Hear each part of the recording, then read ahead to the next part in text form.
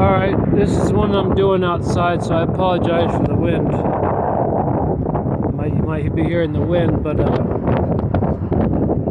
what I'm going to do is I'm going to show a little bit of the future here, and I'm going to show the narrative before it happens. I'm going to talk about it.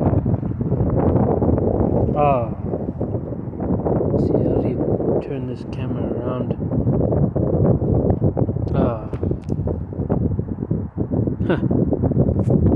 Anyway, I'll just turn my phone around. Okay, it's a church that's right across from me. I'm gonna tell you what. It might be a Sunday, it might not be a Sunday. Today, right now, is a Tuesday. And a nice big building like that houses probably over probably right about 1,000 people or so. Its congregation. It's a big church.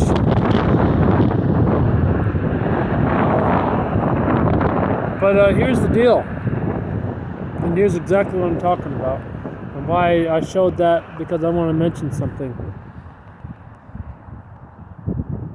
When the World War III kicks off, like my last video that I was mentioning, when or if it does, when it does, it's the thing that a place like that is going to be housing people that are praying for the passing of the war, maybe for victory or for God to intervene, whatever. And the government's going to come along, pull up with their trucks, the military, whatever they have to, and they're going to be pulling people out for a draft. Not because they're telling these people they can't worship, not because they're telling these people they can't pray to their God or have their time, but people that are able bodies to fight.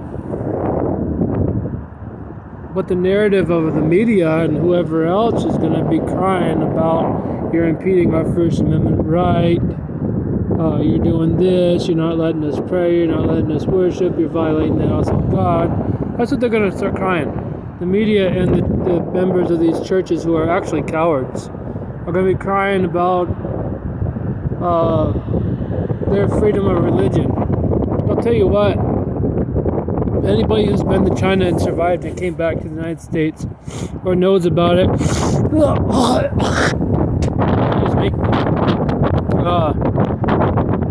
they know, and that should make you just as sick as that, there will never be any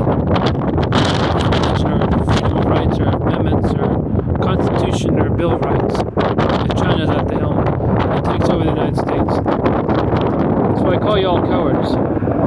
You're going to sit there in a church and cry about your First Amendment right and your right to freedom of speech and religion, but you're going to be fighting for a country against another country's takeover of the United States so that you can have what you hold so dearly for. You want to cry to the government, the soldiers, and whoever else that comes up to the church to take you for a draft, but you're going to be crying about what are you going to cry when China takes over the United States? How are you going to start crying to them? They're going to kill you. Their law in China is no freedom of religion. They don't have religion. They kill people that pray to gods or that claim they're gods or whatever. You claim anything spiritual or be anything spiritual over there, you're dead. You're executed. Either on the street or taken to a black site and worked to death as a slave or whatever. China don't care. China doesn't play these games. You got those freedoms here, well, China has not fully taken over, but that's what's going to happen if you want to sit back and cry and hide in a church. And I know people like Marcus Rogers, Billy Binihan, these other old-timers, as well as the new young whippersnappers like Marcus Rogers, who thinks he's somebody. Yeah, Marcus Rogers was in the military and all that, but I doubt he's going to try and go back I doubt he's going to try and fight again. I might be wrong. I'll accept the fact if I'm wrong, that would actually be helpful, but I don't see very many Christians wanting to fight. They're old and they're toothless now. Christians don't want to fight. They've been taught fighting is wrong, fighting is bad, they become weak. That's why they lost the Roman Empire. They're weak. Their religion is weak, their people are weak, they're weak-minded. And you look at the Crusader age, and you look at the old Roman age. The Romans lost a battle, they were resilient and came back. Harder and smarter and more tactical and wiser. Most of the times.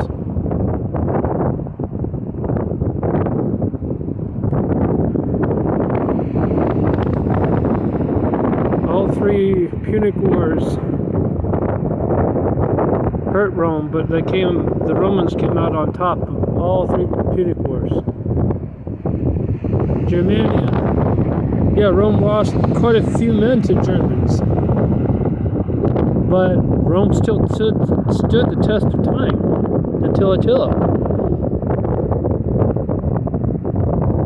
What the Christians do, they didn't even last 1,000 years. The Christians didn't even last holding the Europe for 1,000 years.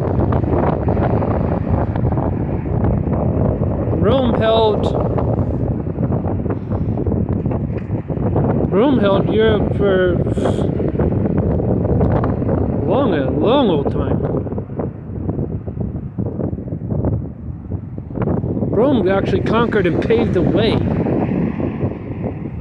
And y'all is like this. Anyways, get back on the topic. It's like that. I know these pastors are going to be crying and praying and squealing and hollering and hooting. But they're going to be given a uniform, a pair of boots, and a gun and be told you need to shoot the enemy.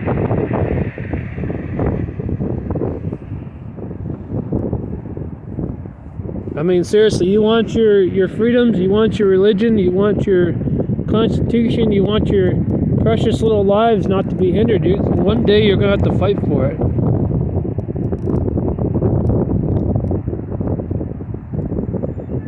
So, everybody of every religion that believes that sits here in the United States, okay, Christian, atheist, you believe you're a god, or you know you're a god, or you're something else, Muslim, or I don't care what religion you are. You're going to have to fight one day for your freedoms here. And you're going to have to stand toe to toe next to the man next to you that does not believe the way you believe, or believes totally different than you. You got to fight by him, eat by him, maybe die by him, or see him die in World War III. You have to see some gruesome stuff in World War III to keep your precious freedoms and all that intact.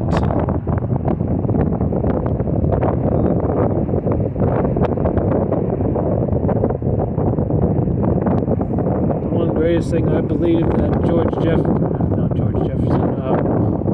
Thomas Jefferson said was it's better to die a free man than it was to live a slave. Maybe that was the Spartans. I forgot who said that. That's been repeated throughout history, but probably would be better.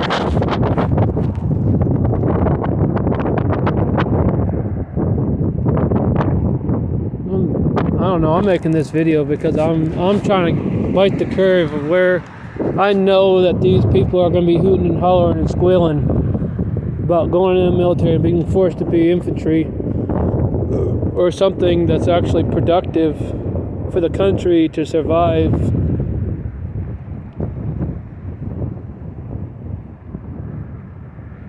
I've been talking about this off and on for the last 8 years. But nobody wanted to hear it, nobody wants to hear it. Now that's leading up and China's actually making serious threats, not just verbalized threats to the United States. There could be war, there will be war. But they've been practicing what they've been preaching. Xi Jinping has been grossly funding his military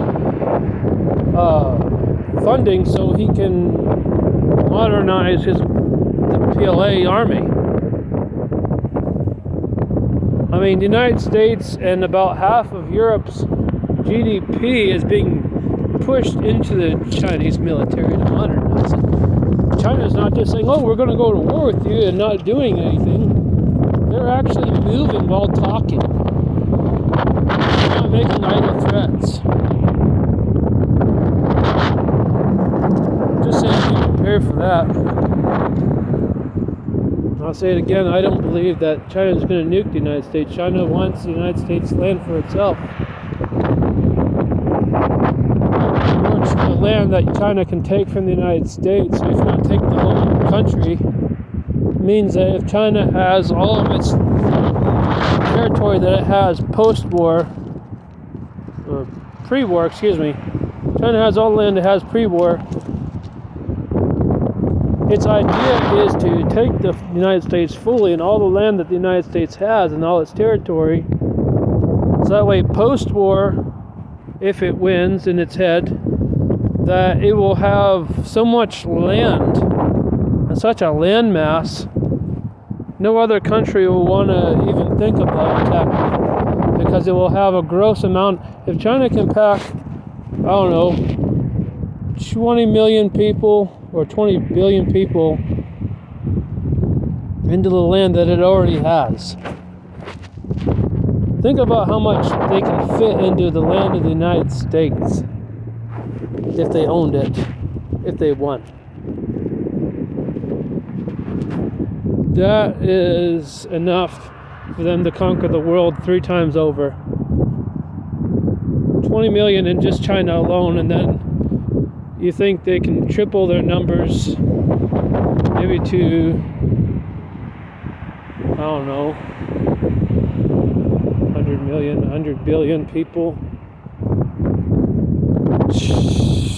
Jeez, no way anybody on the earth is going to go and try and attack them. So there's that. That's if they win. I hope they don't. But you people better pull your head out of your butt. Better get your head on your shoulder correctly and out of your six or out of your tail. Because you better figure out how to survive and how to do things right. You better figure it out.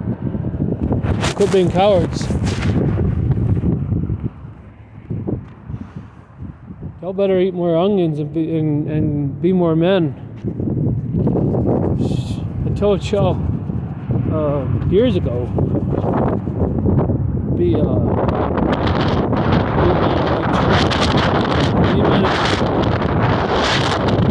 real women and be mothers.